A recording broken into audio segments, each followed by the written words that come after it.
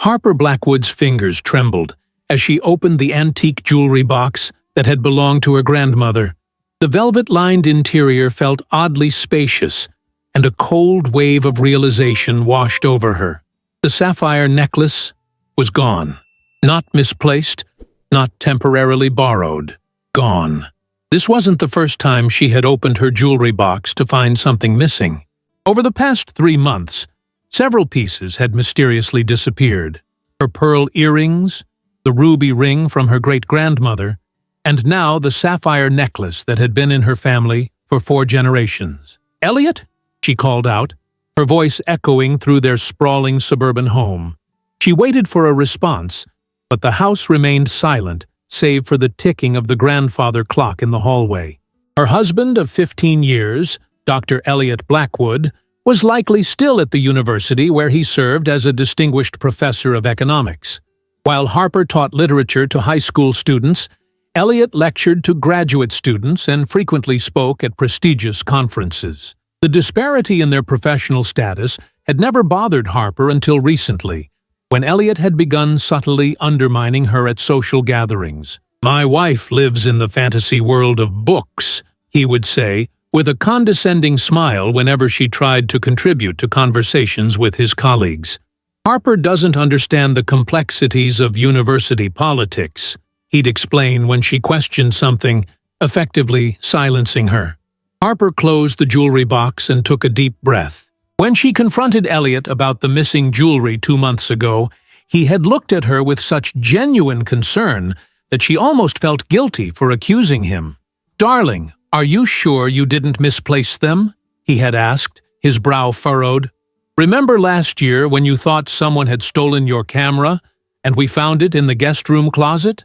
He had placed his hand on her shoulder, his voice dropping to a whisper. "Maybe we should talk to Dr. Fielding again. The forgetfulness could be stress-related."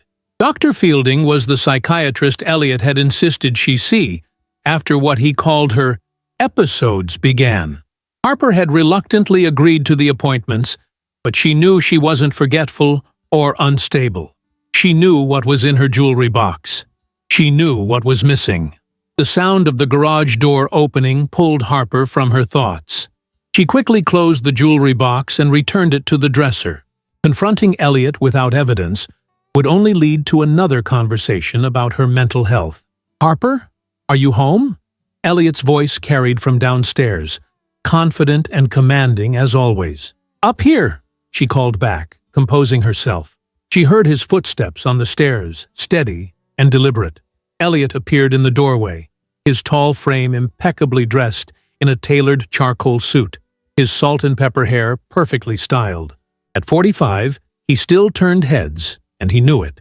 He loosened his tie and smiled at her, but the smile didn't quite reach his eyes. "How was your day?" he asked, crossing the room to kiss her cheek. His cologne was different today, more expensive than the one she had given him for Christmas.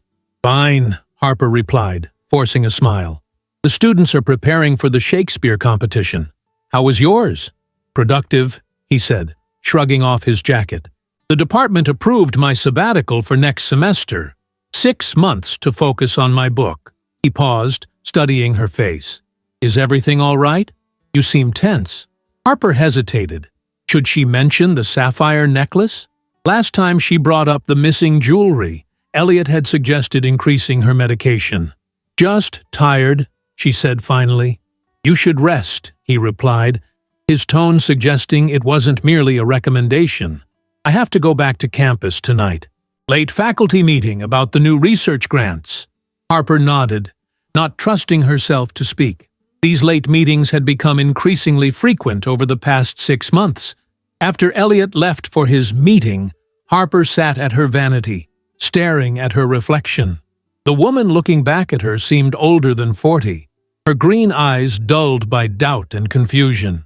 When had she started second-guessing herself? When had she begun to believe that maybe she was losing her grip on reality? She opened the bottom drawer of her vanity and pulled out a small, leather-bound journal, her teaching diary, where she recorded observations about her students' progress.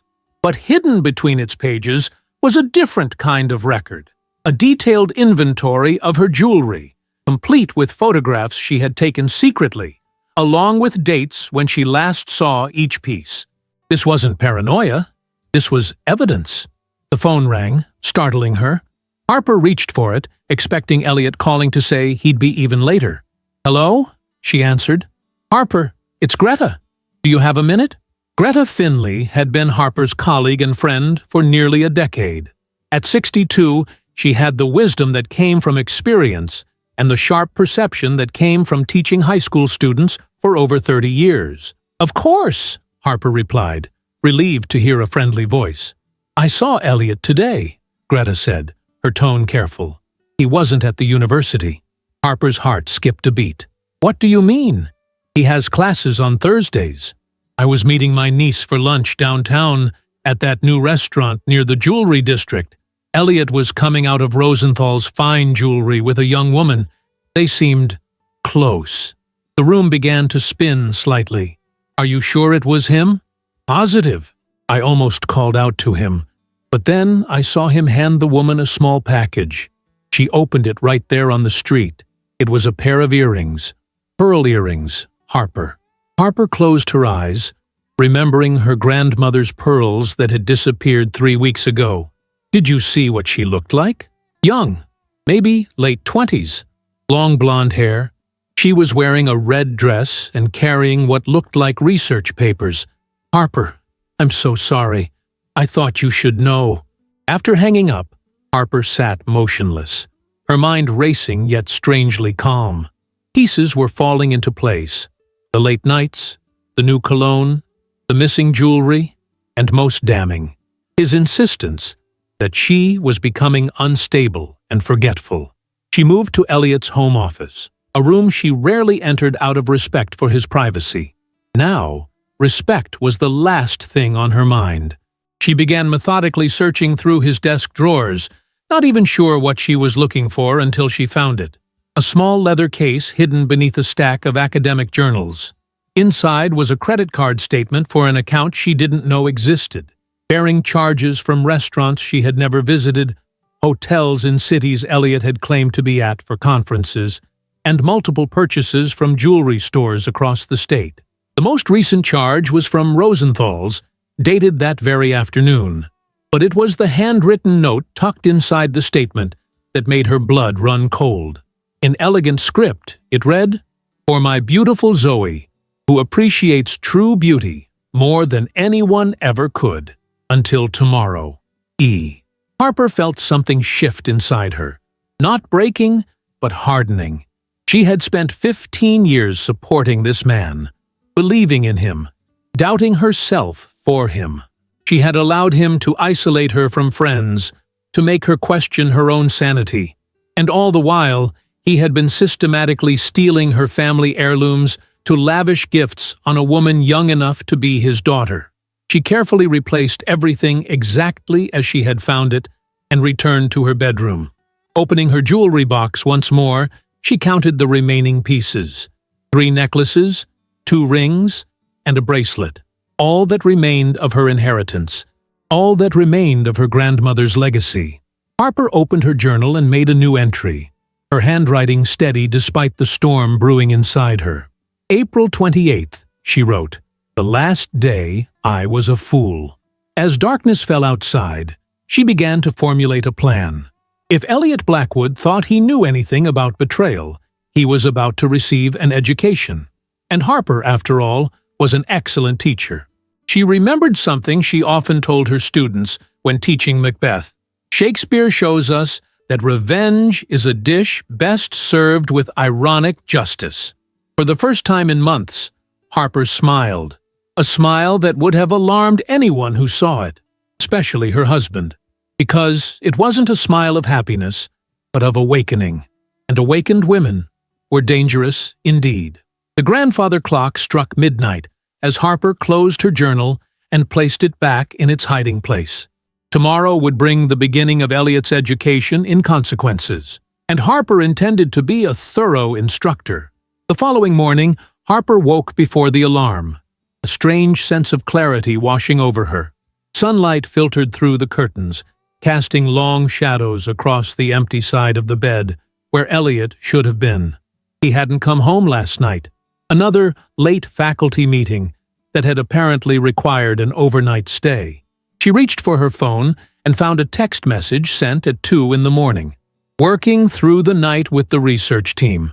Don't wait up tomorrow either. Important breakthrough. I bet, Harper whispered to the empty room, setting her phone down without replying. She had spent half the night researching instead of sleeping, and now she knew exactly what she needed to do. First, she called in sick to school, something she had done only twice in her 15-year teaching career. Preston Garner, the school principal, sounded genuinely concerned. "Are you all right, Harper? You never miss work."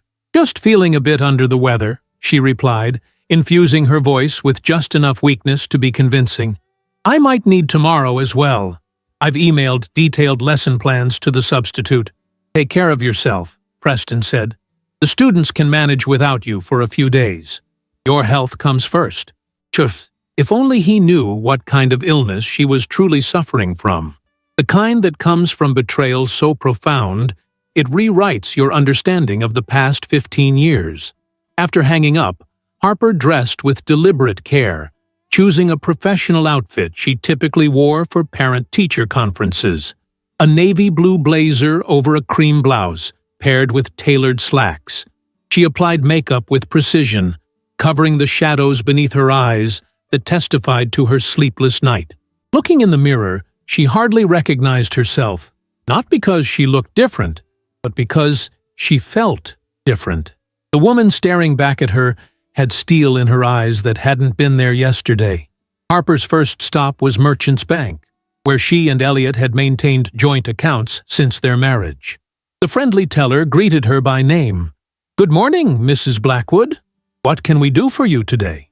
"I need to make some changes to our accounts," Harper said pleasantly. "My husband and I are restructuring our finances." 2 hours later, Harper walked out of the bank having opened a new account in only her name. She had transferred exactly half of their joint savings, no more, no less.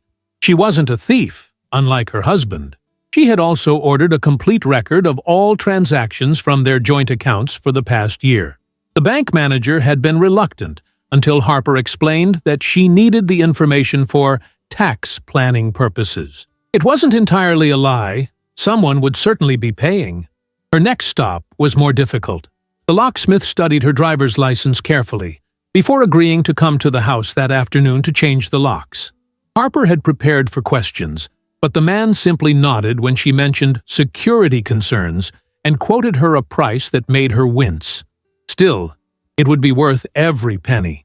By noon, Harper was sitting in the office of Patricia Winters, a family law attorney recommended by Greta.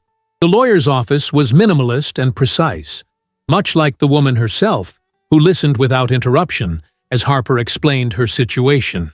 "So, to summarize," Patricia said when Harper finished, "you believe your husband has been gaslighting you about your missing jewelry, which you suspect he's been stealing to give to another woman. You found evidence of an affair and a hidden credit card, and now you want to know your options." "That's correct," Harper confirmed, her voice steadier than she expected. Patricia leaned forward. "Before we proceed, I need to ask, do you have documentation of the missing items? Photographs, appraisals, anything that proves they existed and belonged to you?" Harper nodded and removed a folder from her bag, passing it across the desk. "I've photographed every piece since I was 18. These are family heirlooms, passed down through 4 generations. I have the appraisals my mother had done before she gave them to me, and I've kept my own inventory updated annually for insurance purposes." Patricia looked impressed as she flipped through the documents. "And the credit card statements?" "I've made copies," Harper said, indicating another section of the folder. "I put everything back exactly as I found it. He doesn't know that I know." The attorney studied Harper for a moment. "That was smart. What exactly do you want to accomplish here, Mrs. Blackwood?" Harper took a deep breath. "I want a divorce, obviously. But first, I want what's rightfully mine, and I want him to understand exactly what he's done." He paused. "Is that possible? Legally?" Patricia's lips curved in what might have been a smile. We can certainly secure your financial interests and pursue compensation for the stolen jewelry. As for making him understand, that's not typically within the scope of legal remedies. She closed the folder.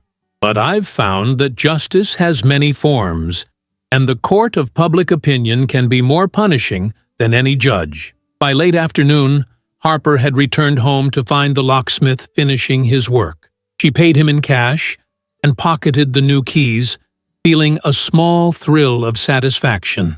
The house that Elliot had always treated as his castle now had a new gatekeeper. Her phone buzzed with a text from Elliot. Breakthrough continuing. Staying on campus tonight again. Don't wait up. Harper didn't bother responding. Instead, she called Greta. I need a favor, she said, when her friend answered. And it might require bending some ethical boundaries. After what that man has done to you? Greta replied without hesitation. Consider those boundaries trampled. What do you need? Information about a student named Zoe Winters. She's likely one of Elliot's graduate students. There was a pause before Greta answered. Give me an hour. While waiting for Greta's call, Harper methodically went through their home, photographing everything of value. Elliot's prized possessions were numerous. The vintage Rolex collection he'd been building since graduate school, the rare first-edition economics texts, the expensive artwork he'd acquired to impress the right people. Most significant were his beloved vehicles. The Mercedes-Benz sedan he drove daily, the restored 1967 Corvette he only took out on weekends, and the custom motorcycle he'd purchased last year during what Harper now recognized as the beginning of his midlife crisis. Harper had just finished documenting the garage when Greta called back. Zoe Winters, Greta began without preamble. 28 years old, doctoral candidate in economic theory. Her dissertation committee chair is, surprise, surprise, Dr. Elliot Blackwood. She has published 3 papers with him as co-author in the last year. According to departmental gossip, she's brilliant, ambitious, and has a special mentorship relationship with your husband. Special mentorship, Harper repeated flatly. How original. There's more, Greta continued. She's presenting at the Economic Policy Symposium in Chicago next weekend. And guess who else is listed as an attendee? Let me guess. My hard-working husband? Correct. They're staying at the Grand Palmer Hotel, though I'm guessing not in the same room. At least, not officially. Harper felt a cold determination settle over her. Thank you, Greta. This is exactly what I needed. Harper, Greta's voice grew serious. What are you planning to do? Nothing illegal, Harper assured her. Just a lesson in consequences. After hanging up, Harper sat at the kitchen table with her laptop, finalizing her plans. First, she composed an email to Preston Garner, requesting a personal leave of absence for 2 weeks, citing family emergency. Next, she purchased a train ticket to Chicago for the following Thursday, the day before Elliot and his special mentee were scheduled to arrive. Finally, she made 3 phone calls, one to a high-end auction house specializing in watches and vintage cars, one to a real estate appraiser, and one to a private investigator. The PI answered on the second ring. Michaels Investigations. Mr. Michaels, Harper said, I need documentation of an affair. Standard package or premium? He asked, his tone matter-of-fact. Harper thought about the sapphire necklace that had been in her family for generations, now adorning the neck of a woman who had never known her grandmother. Premium, she replied. I want everything. As night fell, Harper opened a bottle of wine, an expensive Cabernet that Elliot had been saving for a special occasion. She poured herself a generous glass and carried it to the back porch, where she sat, watching the stars appear one by one in the darkening sky. For the first time in years, she felt truly awake. The numbness that had gradually settled over her during her marriage was receding, replaced by a burning clarity. All those times Elliot had corrected her in public, interrupted her stories, dismissed her opinions. They weren't isolated incidents, but part of a pattern designed to diminish her. She remembered how he'd reacted when she'd mentioned wanting to pursue a master's degree 3 years ago. "Why bother?" he'd asked. "You're already established in your career. Besides, graduate school is demanding. I'm not sure you'd thrive in that environment." His words had stung, but she'd accepted them because she trusted his judgment. He was the successful academic, after all. Now she understood. He hadn't been protecting her from failure. He'd been protecting himself from her success. Harper took another sip of wine, savoring the rich flavor. On Monday, she would contact the graduate program at Northfield State and request an application packet. But first, she had a husband to educate. Her phone chimed with an email notification, the private investigator confirming their arrangement. Harper responded immediately, providing Elliot's schedule and the hotel information for Chicago. As she prepared for bed that night, Harper paused at her jewelry box. She carefully removed the remaining pieces, the ones Elliot hadn't yet stolen, and placed them in a small travel case, which she then locked in the fire-resistant safe hidden in her closet. The safe had been a gift from her mother when Harper first moved into her own apartment after college. "Every woman needs a place that's just hers," Vivian had told her, "a place no one else can access."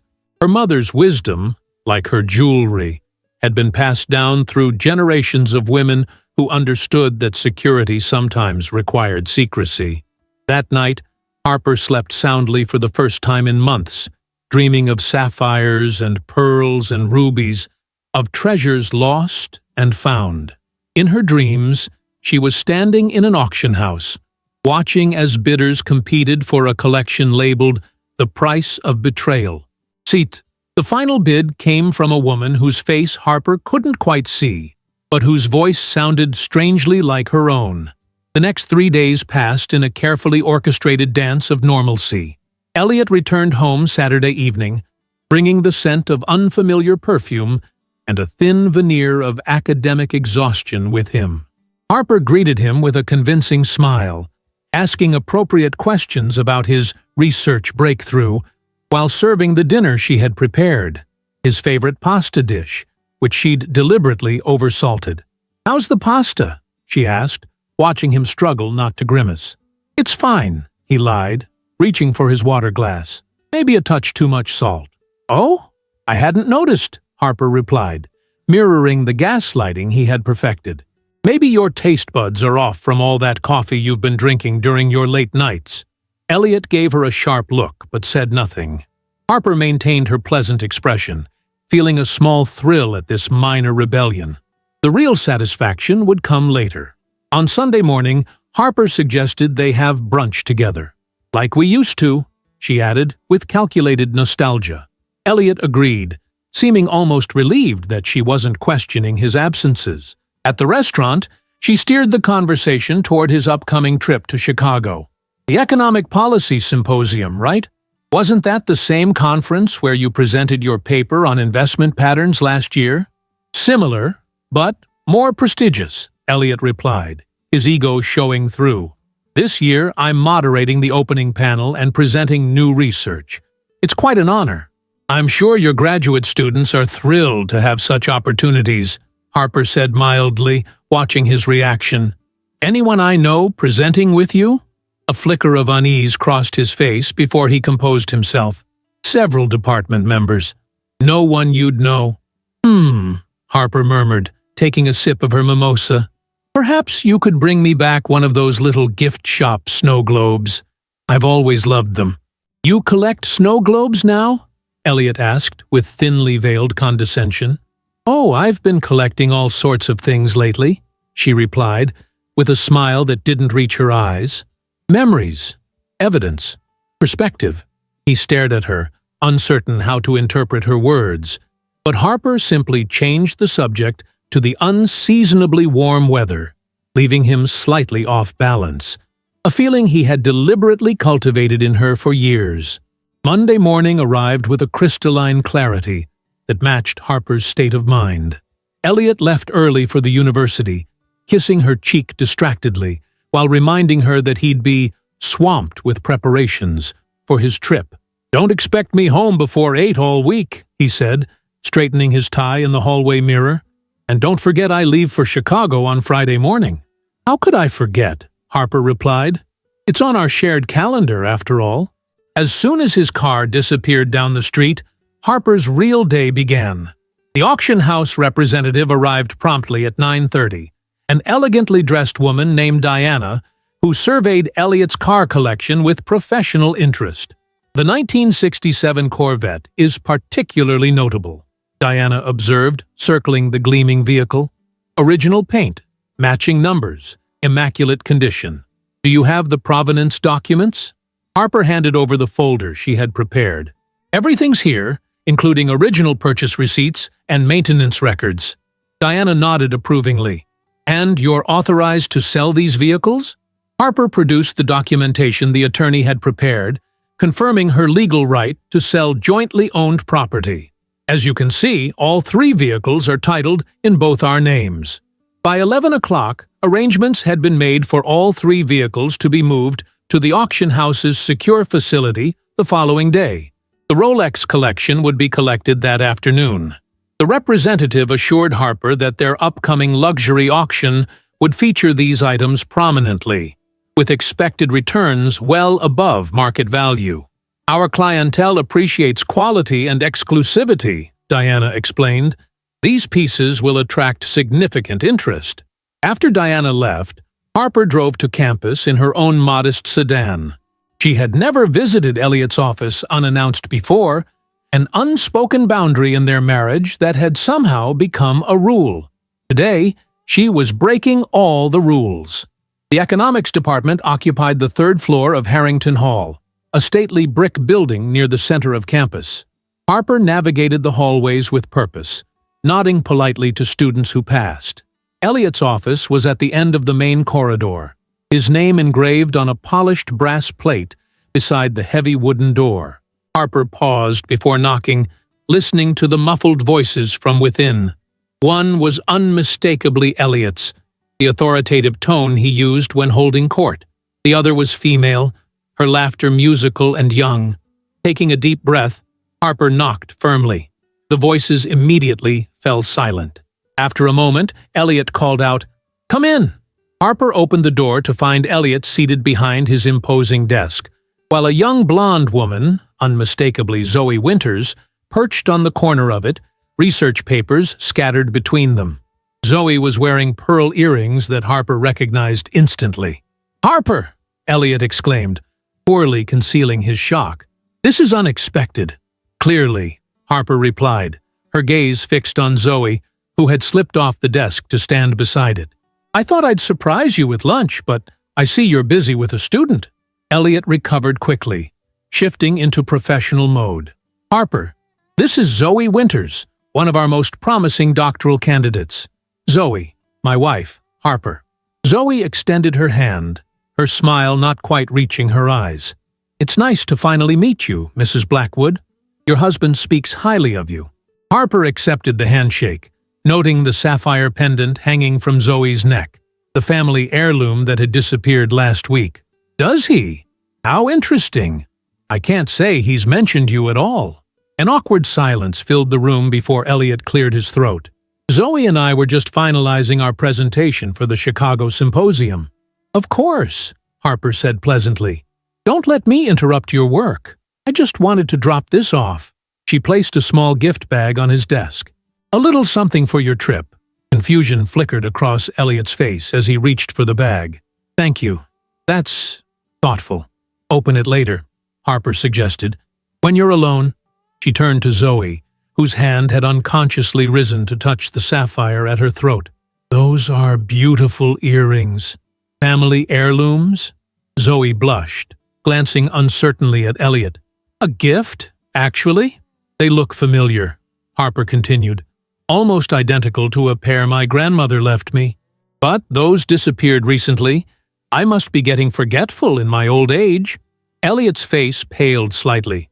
"Harper, I thought we agreed you'd see Dr. Fielding about these memory issues." "Oh, I've been seeing someone much more helpful," Harper assured him with a cryptic smile. "Someone who specializes in clarity and resolution." She turned to leave, then paused at the door. Enjoy Chicago, both of you. I hear the Grand Palmer Hotel is lovely this time of year. The look of stunned realization on Elliot's face was worth every penny she would pay the private investigator. Back at home, Harper opened her laptop and began typing an email to her mother, Vivian. They hadn't spoken much since Elliot had convinced Harper that her mother's concerns about him were simply jealousy or overprotectiveness. Now, Harper understood that Vivian had seen through Elliot from the beginning. "Dear Mom," she wrote, "I owe you an apology. You were right about Elliot, and I should have listened. I'm taking steps to correct my mistake, and I'd like to come visit you next week. There's much to discuss." After sending the email, Harper checked her phone to find 3 missed calls from Elliot. She silenced the ringer and set the phone aside. Let him worry for a change. The doorbell rang at precisely 3 o'clock, the auction house representatives arriving to collect the watch collection.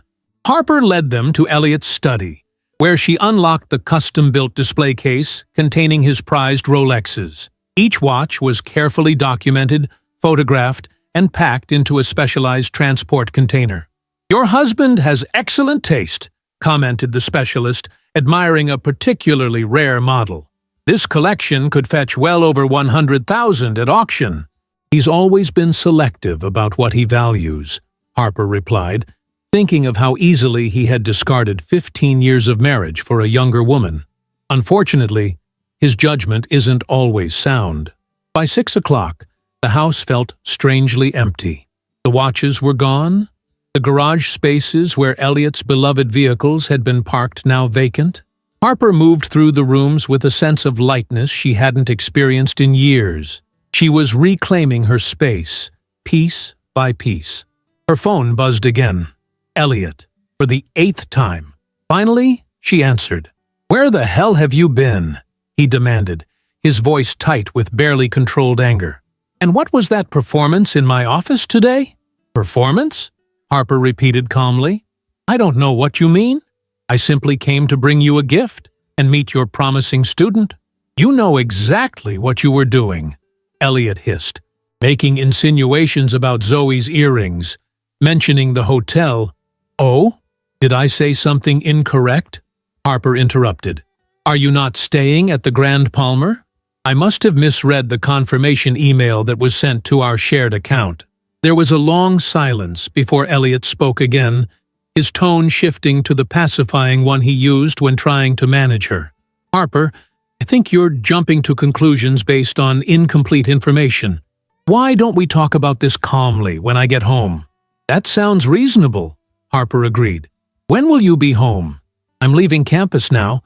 We can have dinner and discuss this like adults." "Like adults," Harper echoed. "Yes, I'd like that." After hanging up, Harper moved swiftly through the house, gathering the last items she needed. In the small gift bag she'd given Elliot earlier was a hotel key card, not to the Grand Palmer, but to the boutique hotel across the street, where she had reserved a room with an excellent view of the Palmer's main entrance. The private investigator would be stationed there starting Friday morning, documenting every move Elliot and Zoe made. Harper heard Elliot's key in the front door lock, or rather, she heard him trying his key in the new lock she had installed. After several frustrated attempts, the doorbell rang. Taking a deep breath, she opened the door. Elliot stood on the porch, confusion and anger battling for dominance on his face. "Why is my key not working?" "Security concerns," Harper replied, stepping aside to let him enter. "Please, come in. We have much to discuss." He stormed past her into the house, then stopped abruptly in the living room. "Where are my first edition books?" "Safe," Harper assured him, "as are your watches and cars." Elliot turned slowly to face her, comprehension dawning. "What have you done?" "Nothing compared to what you've done," Harper replied, her voice steady despite the pounding of her heart. "But unlike your actions, mine are completely legal. Would you like to see the documentation?" She gestured to the dining room table, where she had arranged copies of all the relevant paperwork, joint property agreements, auction consignment forms, bank statements showing transfers to their joint account, and finally, displayed prominently in the center, photographs of Zoe wearing Harper's missing jewelry. Elliot's face drained of color as he scanned the documents. "You had no right—" "I had every right," Harper interrupted. "Just as you had every right to sell my family heirlooms to buy trinkets for your graduate student? Or did you think I wouldn't notice? This is insane," he sputtered. "You've lost your mind." Harper laughed, a genuine laugh that surprised even her. "That's been your strategy all along, hasn't it? Make me doubt myself enough that I'd never question you. Gaslight me into thinking I was forgetful, unstable, imagining things." She shook her head. "It almost worked." "I don't know what you're talking about," Elliot insisted, but his eyes darted to the photographs on the table. "Don't worry," Harper said, her voice softer now. "Everything of yours that I've sold or consigned for auction will be properly credited to our joint account. I've taken nothing that wasn't legally mine to take." She paused. "Unlike you." Elliot's anger returned, his face flushing. "This is about the jewelry? For God's sake, Harper? They were just gathering dust in that old box." The casual dismissal of her family treasures hit Harper like a physical blow. "Just gathering dust," she repeated. "Like our marriage? Something to be discarded when something shinier came along?" He had no answer for that. Instead, he reached for his phone. "I'm calling my attorney." "Excellent idea," Harper agreed. "I'm sure Patricia Winters would appreciate the chance to speak with your legal representation directly. It might streamline the divorce proceedings." Elliot froze, his finger hovering over the screen. "Divorce? Harper, you're overreacting. This is all a misunderstanding." "Is it?" He picked up one of the photographs, Zoe wearing the sapphire necklace at what appeared to be an intimate dinner. "Tell me, when you gave her my grandmother's necklace, did you tell her where it came from? Or did you let her believe you purchased it for her?" His silence was answer enough. "That's what I thought," Harper said quietly. "The reservation at Marcello's tonight is under your name. I assumed you'd be taking Zoe there to celebrate before your big trip." Elliot's expression confirmed her suspicion. Harper felt a strange sense of calm as the last pieces fell into place. "I've left some clothes in the guest room for you," she told him. "You can stay there tonight while you make other arrangements. The locks have been changed, and I expect you to be gone by tomorrow afternoon." "This is my house, too," Elliot protested. "Yes, and you're welcome to buy out my half," Harper replied. "The real estate appraisal is included in that stack of papers. Patricia will be in touch about the rest." She turned to leave the room, then paused. "One more thing. I'd check that gift I gave you earlier. It contains something you'll need for Chicago." Alone in her bedroom, Harper finally allowed herself to cry. Not from sadness or even anger, but from relief. The weight of doubting herself, of questioning her own perception, had been lifted. The truth, painful as it was, felt cleaner than the web of lies she had been living in. Her phone chimed with an incoming email, her mother responding immediately to her message. "My darling girl, I've been waiting for this day. Your room is ready whenever you arrive. I'm so proud of you." Harper smiled through her tears, feeling a sense of hope she had almost forgotten. Tomorrow, she would wake up in a house free of Elliot's presence. Next week, she would be with her mother, reconnecting with the woman who had tried to warn her 15 years ago. And someday soon, she would be whole again, not despite this betrayal, but because of how she had risen to meet it. Outside, she heard Elliot's angry footsteps as he stormed to the guest room, followed by the slam of the door. In his gift bag, he would find a single item, a bicycle key, attached to a note that read, "For your journey forward. The bike is in the garage." The cool morning air filled Harper's lungs as she jogged through the neighborhood at dawn, the rhythmic pounding of her feet against the pavement providing a steady backbeat to her tumultuous thoughts.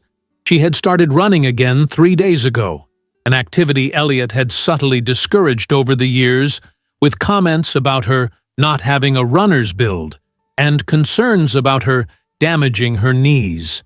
Now, with each stride, she reclaimed another small piece of herself. When she returned home, sweaty but energized, The house was quiet. Elliot's temporary residence in the guest room had lasted exactly one night before he had packed a suitcase and left without a word. According to the text he'd sent later, he was staying with a colleague until his Chicago trip. Harper didn't bother responding. She knew exactly which colleague had taken him in. She showered and dressed, choosing an outfit she would never have worn during her marriage, fitted jeans and a vibrant emerald blouse that complemented her eyes. For years, Elliot had steered her toward muted colors and conservative styles, claiming they were more appropriate for a professor's wife. The emerald blouse had sat unworn in her closet, tags still attached, since her mother had given it to her last Christmas. At precisely 9 o'clock, Harper's phone rang. Diana from the auction house. "Mrs. Blackwood, I have some excellent news," Diana began. "We've had an unusual development regarding your husband's vehicles. A private collector viewed them yesterday and has made a preemptive offer for the entire collection, including the motorcycle and watches." Harper sat down at the kitchen table. "What kind of offer?" "Substantially above our high estimate," Diana replied, naming a figure that momentarily took Harper's breath away. "The collector specializes in curated collections with provenance and is particularly interested in the story behind these pieces." "The story?" Harper asked carefully. "Yes, apparently, word has circulated about a professor's vehicles being sold by his wife after he, well, the collector used the phrase, monumentally screwed up. I hope you don't mind that the circumstances have become somewhat known in collecting circles." A small smile played at Harper's lips. "Not at all. In fact, I think my husband would appreciate that his collection is being recognized for its true value." After concluding the call and accepting the offer, Harper sat quietly for several minutes, contemplating the substantial sum that would soon be deposited into the account she had set up. Half would go to Elliot eventually, as part of their divorce settlement, but the other half, her half, represented freedom and possibilities she hadn't allowed herself to imagine in years. Her phone chimed with a text from the private investigator. "Subject checked in at Grand Palmer Hotel, Chicago, 10:32 a.m., alone. Female subject expected to arrive separately this afternoon. Surveillance continues as planned." Harper replied with a simple, "Thank you," and set her phone aside. Everything was proceeding according to plan. She had one more critical task to complete today: retrieving her remaining jewelry from the safe and visiting her attorney for the next phase of her strategy. As she gathered her things to leave, Harper noticed the light blinking on their home answering machine, a relic from an earlier time that Elliot had insisted they maintain for emergencies. She pressed play, surprised to hear a vaguely familiar voice. "Dr. Blackwood, this is Chairperson Reynolds from the Ethics Committee. I've been trying to reach you on your cell phone without success. It's imperative that we speak before your departure for Chicago. Please call my office immediately regarding the matter we discussed yesterday." Harper stared at the machine, her mind racing. Ethics Committee? What had Elliot done to attract their attention? She made a mental note to mention this to Patricia during their meeting. It could be relevant to their case. The law offices of Winters and Associates occupied the 15th floor of a sleek downtown building. Patricia greeted Harper with a firm handshake, before leading her to a conference room where several folders were arranged neatly on the polished table. "I've been reviewing your case," Patricia began without preamble. "The documentation you've provided is comprehensive, but we need to discuss strategy moving forward. Your husband has retained counsel. Jameson from the firm of Becker and Jameson contacted me yesterday." Harper nodded, unsurprised. "Has Elliot made any specific demands?" "Mainly bluster at this point," Patricia replied with a slight smile.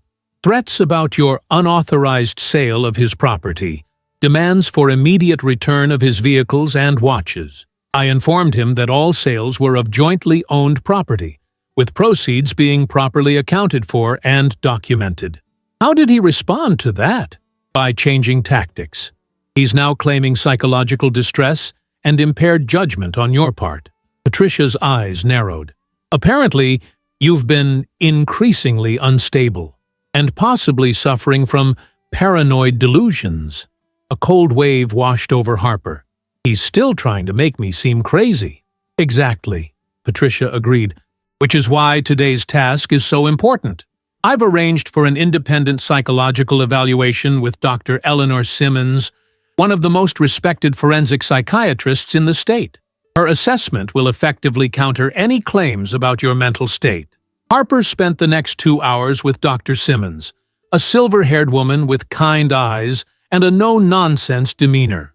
The evaluation was thorough but not invasive, covering Harper's personal history, her marriage to Elliot, and the events of the past several months. Mrs. Blackwood, Dr. Simmons said as they concluded, based on our conversation and the documentation you've provided, I see no evidence of delusional thinking or psychological impairment. Quite the contrary. You've responded to a difficult situation with remarkable clarity and strategic thinking. Thank you, Harper replied, feeling a weight lift from her shoulders. It means a lot to hear that from a professional. I'll be submitting my formal report to Attorney Winters tomorrow, Dr. Simmons continued, but I wanted you to know my assessment personally.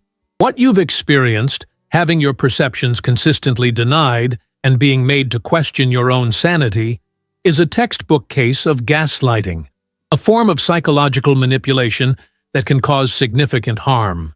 Harper nodded, a lump forming in her throat. For a while, I really did think I was losing my mind.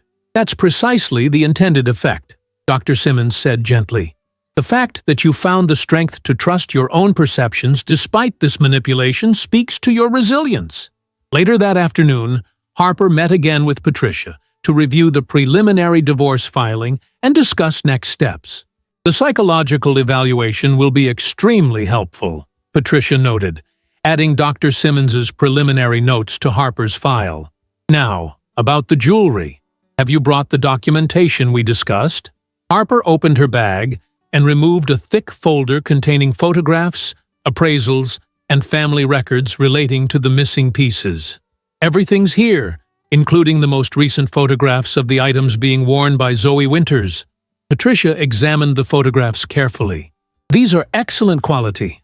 Combined with the inventory and appraisals, we have solid documentation of both the existence of these pieces and their approximate value. She looked up at Harper. The private investigator's evidence from Chicago will be the final piece we need. He's already confirmed they're both there, Harper said, showing Patricia the text message. Staying in separate rooms but arriving together. Perfect, Patricia replied. Now, there's something else we need to discuss. The message from the Ethics Committee that you mentioned.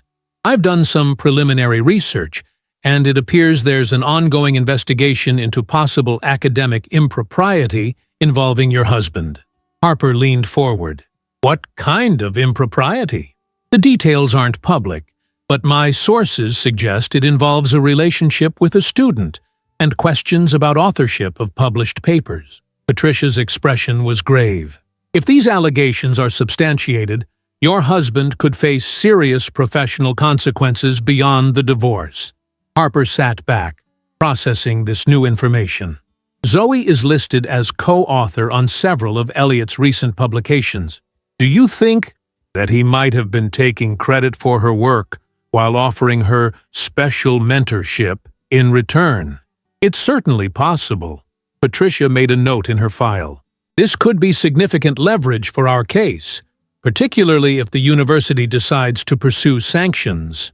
As Harper left the law office, her phone rang, an unknown Chicago number. She answered cautiously. Mrs. Blackwood? A male voice asked. This is James Michaels, the investigator you hired. I thought you'd want to know right away. The subjects have arrived at the restaurant you specified. I've obtained clear photographs of them together, including intimate moments. Harper closed her eyes briefly. Despite everything, despite the evidence she'd already seen, hearing this confirmation still hurt. Thank you, Mr. Michaels. Please continue as planned. There's something else you should know, he continued. The female subject is wearing what appears to be a ruby ring matching the description you provided. Distinctive setting with small diamonds surrounding the center stone.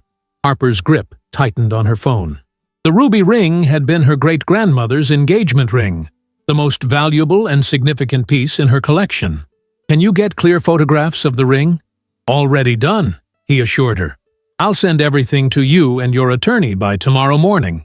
That evening, Harper sat alone in her garden, watching the sunset paint the sky in vivid oranges and purples. She had always loved this time of day, the transition between daylight and darkness, when anything seemed possible. Tonight, the beauty brought tears to her eyes, not from sadness, but from the realization that she was seeing the world clearly again for the first time in years. Her phone chimed with an email notification from the auction house. The sale had been completed, the funds transferred. Another message followed immediately after, from her mother, confirming that Harper's room was ready and that Vivian was counting the hours until her arrival. Harper wiped her eyes and stood up, breathing in the sweet scent of the flowering jasmine she had planted against Elliot's objections. "It's too aggressive. It'll take over the entire garden." The plant had thrived despite his predictions, its delicate white flowers now covering the entire trellis. Back inside, Harper opened her laptop and navigated to the website for Northfield State's graduate program in literature. The application deadline for the fall semester was still 3 weeks away. Plenty of time.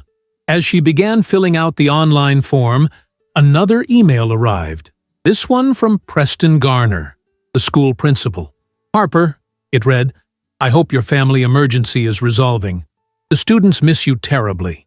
Marcus asked today when Mrs. B would return to help with his college application essay, and the Shakespeare competition group is in shambles without your guidance.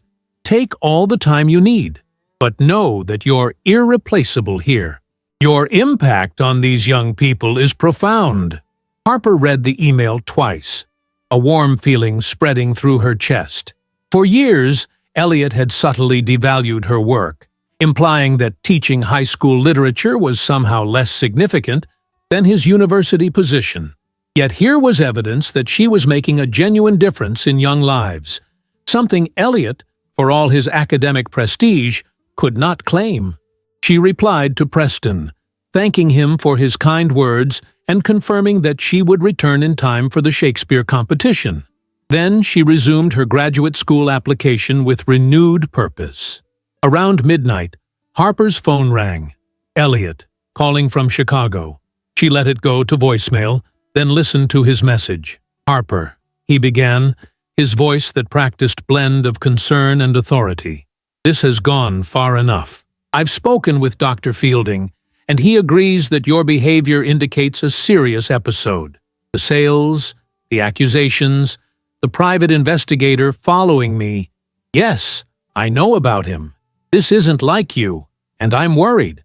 When I return from Chicago, we need to discuss getting you proper help.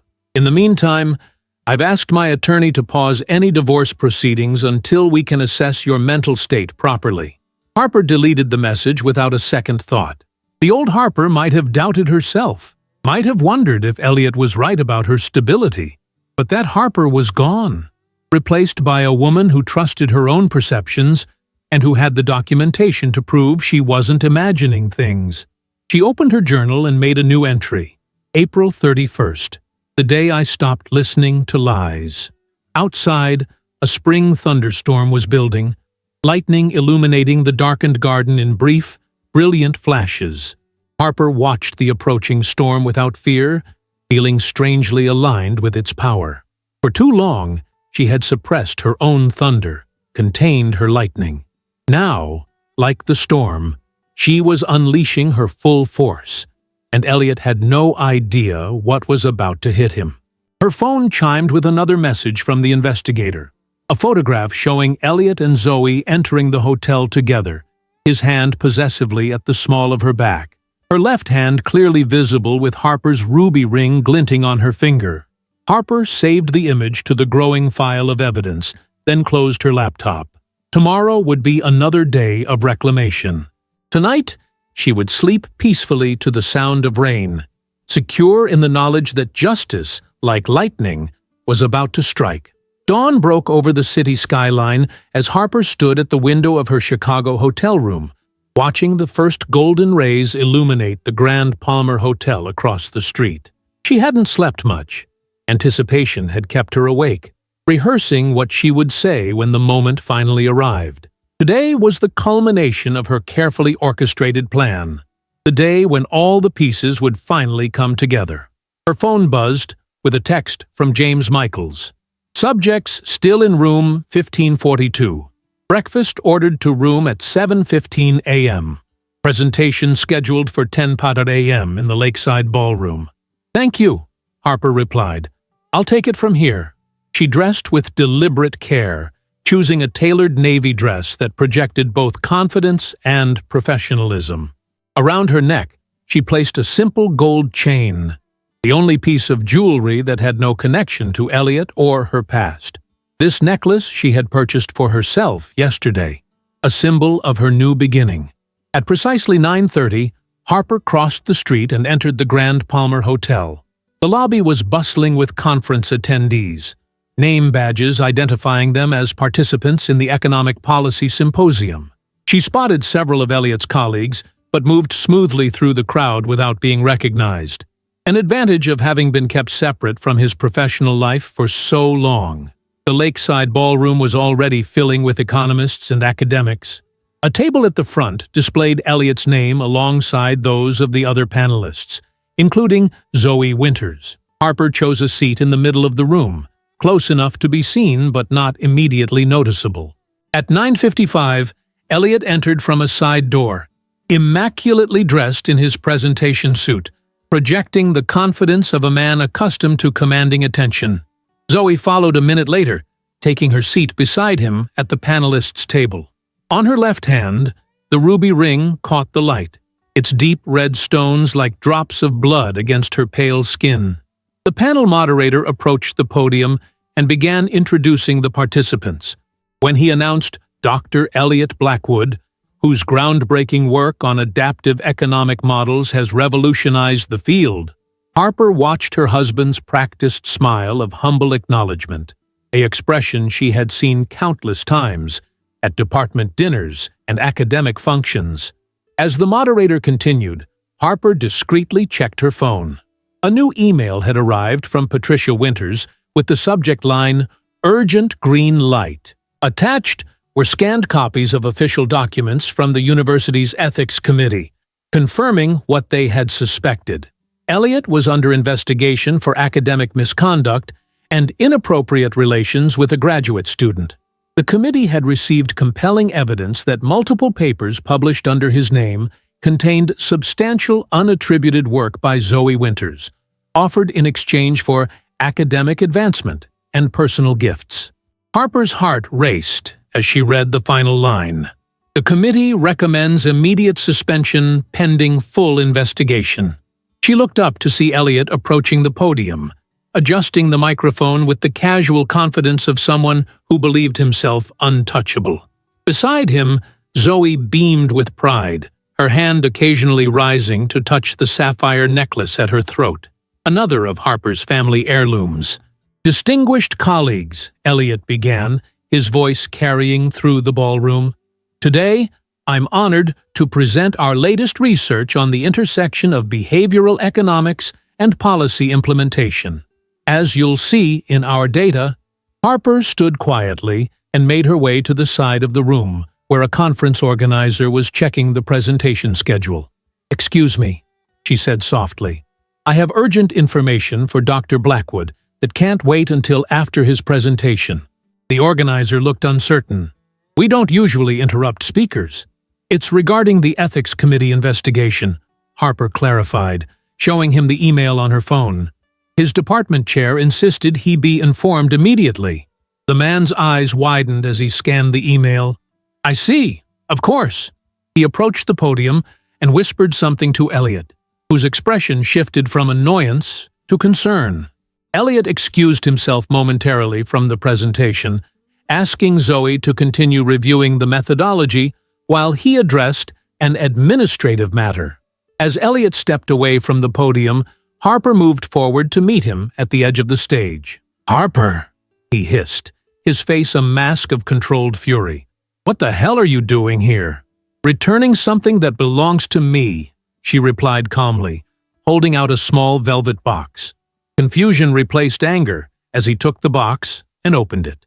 Inside was a simple silver key. "What is this?" he demanded. "The key to your new apartment," Harper explained. "I took the liberty of renting you a modest one-bedroom near campus. Your personal effects have been moved there, minus the items that have been sold, of course." Elliot's face paled.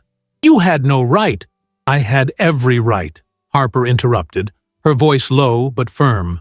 "Just as the Ethics Committee had every right to launch an investigation into your relationship with Zoe and the authorship of your recent publications." She handed him a copy of the email. "They've recommended immediate suspension, pending full investigation. Your department chair will be calling any minute." Elliot scanned the document, his hands beginning to shake. "This is a mistake. I can explain." "The way you explained away my missing jewelry?" Harper asked. "Or the way you explained my memory issues to our friends and family? Your explanations won't work anymore, Elliot. Not with me, not with the university, and not with the colleagues watching you right now." Indeed, several conference attendees had noticed the intense conversation and were watching with undisguised interest. "Additionally," Harper continued, "my attorney will be serving you with divorce papers this afternoon, including detailed documentation of the jewelry you stole from me to give to your graduate student." She glanced toward the podium where Zoe was awkwardly attempting to continue the presentation. "I wonder how she'll feel when she learns those weren't gifts you purchased, but family heirlooms you stole from your wife." Elliot's phone began vibrating in his pocket. He pulled it out, staring at the screen in disbelief. "The department chair," he whispered. "You should answer that," Harper suggested. "It seems your carefully constructed life is calling." As Elliot stepped away to take the call, his shoulders slumped in defeat. Harper turned her attention to Zoe, who was watching the exchange with growing concern from the podium. Their eyes met across the room, and Harper held the gaze until Zoe looked away first, her hand unconsciously moving to touch the ruby ring, a nervous habit Harper recognized because she had done the same thing herself for years when the ring had been hers. Elliot returned, his face ashen. "They've suspended me," he said hollowly. "Effective immediately. I'm banned from campus pending the investigation." "How unfortunate," Harper replied without sympathy. "It seems you'll have plenty of time to help Zoe prepare her defense. After all, she's implicated too." A flash of something, perhaps genuine emotion, crossed Elliot's face. "Harper, please, everything I've worked for is exactly what you risked when you decided to steal from me, lie to me, and manipulate me into thinking I was losing my mind." Harper finished for him. "Actions have consequences, Elliot. It's time you learned that lesson." She turned to leave, then paused. "The key is to a month-to-month rental. I paid for 3 months. After that, you're on your own. Your new bicycle is locked outside your building. Here's the combination." She handed him a slip of paper. "A bicycle?" Elliot repeated incredulously. "What am I supposed to do with a bicycle?" Harper smiled, a genuine smile that reached her eyes. "Whatever you want, Elliot. That's the beauty of consequences. They're yours to deal with. Pedal after Zoe. Pedal away from your mistakes. Or pedal toward a better version of yourself. I really don't care anymore." With that, she walked away, feeling lighter with every step. Behind her, she heard the commotion as Elliot returned to the podium, whispering urgently to Zoe, whose expression transformed from confusion to horror as she realized what was happening. Harper didn't look back. She had seen enough. 3 weeks later, Harper sat in her mother's sunlit garden, a letter in her hands. The Northfield State University letterhead gleamed in the bright morning light. The words, "Acceptance to the Master's Program in Literature," visible at the top. "Congratulations, sweetheart," Vivian exclaimed, squeezing her daughter's shoulders. "I knew you could do it." "Thanks, Mom," Harper replied, still staring at the letter in disbelief. "I keep thinking this is all happening too fast. The divorce proceedings, the university investigation, now graduate school. It's not too fast, Vivian assured her. It's exactly the right speed for you. You've been moving in slow motion for 15 years. Harper laughed, recognizing the truth in her mother's words. Since leaving Elliot, everything in her life seemed to be accelerating toward something better. Her attorney had secured an expedited divorce process based on the overwhelming evidence of Elliot's misconduct, both personal and professional. The university investigation had expanded to include multiple publications, threatening not just his job, but his academic reputation. And most satisfying of all, Harper had received a package yesterday containing her grandmother's pearl earrings, the sapphire necklace, and the ruby ring, all returned by a tearful Zoe after learning their true provenance. "Have you decided about the house?" Vivian asked, pouring them each another cup of coffee. Harper nodded. "I'm selling it. Too many memories, and honestly, I never loved it. Elliot chose it because it was in the right neighborhood for an up-and-coming professor." He smiled. "I found a small cottage near campus, with a garden twice the size of the one at the house. The Jasmine will have room to really spread out." "And what about the money from selling his collections?" Vivian asked. Patricia mentioned the final amount was substantial. "It was," Harper confirmed. "After dividing it as part of the settlement, my half is going into a trust. Some for graduate school, some for retirement, and the rest." He paused, a smile spreading across her face. "I'm establishing a scholarship for high school literature students. Preston helped me set it up. We're calling it the Thornton Family Women's Scholarship, after you and Grandma and Great-Grandma." Tears filled Vivian's eyes. "They would be so proud of you, Harper. Not just for the scholarship, but for finding your strength again." "It was always there," Harper replied softly. "I just forgot how to access it." Her phone buzzed with a text from Preston Garner. "Students just performed Hamlet scene. Standing ovation. When do you return to change lives again?" Harper smiled as she typed her response. "Monday morning, first period. Ready to begin Act 2. That evening, as the sun set over Vivian's garden, Harper and her mother sat side by side on the porch swing, listening to the cicadas begin their nightly chorus. The air was sweet, with the scent of honeysuckle and new possibilities. "You know what I keep thinking about?" Harper said after a comfortable silence. "What's that, dear?" "That day in my jewelry box, when I discovered the sapphire necklace was missing. If I hadn't looked for it then, if I had continued to believe Elliot's lies about my memory—" She shook her head. One moment of clarity changed everything. Vivian patted her daughter's hand. "That's how life works, sweetheart. We sleepwalk through so much of it, accepting what we're told about ourselves, doubting our own perceptions. Then something wakes us up, and suddenly we see everything differently." Harper nodded, watching the first stars appear in the darkening sky. "I used to think revenge would feel triumphant or vindicating, but it doesn't, not really." "No?" Vivian asked. "No," Harper confirmed. "It feels like freedom, like setting down a weight I didn't even know I was carrying." She reached into her pocket and pulled out a small velvet pouch. Opening it, she removed a simple gold ring inscribed with a single word: "Truth." "I bought this for myself," she explained, slipping it onto her right hand. "Not as a replacement for what was stolen, but as a reminder of what I found." "And what was that?" Vivian asked, though her eyes suggested she already knew the answer. Harper looked at the ring gleaming in the last light of day, then up at the emerging stars. Constance in an ever-changing universe. "Myself," she answered simply. "I found myself." Miles away, in a modest apartment with bare walls and minimal furniture, Elliot Blackwood stared at his laptop screen, reading the email that had just arrived from the university. Final determination of ethics investigation. His academic career was over. His reputation was in tatters. His carefully constructed life had collapsed like a house of cards. Outside his window, a bicycle leaned against the building, untouched, unused. Beside it, a small moving truck was being loaded with Zoe's belongings as she prepared to transfer to another university, another city, another life far from his toxic influence. Elliot closed his laptop and moved to the window, watching as Zoe climbed into the passenger seat of the truck, without a backward glance at his building. On her fingers, no rings gleamed. Harper's heirlooms had been returned to their rightful owner, along with the last vestiges of Elliot's control.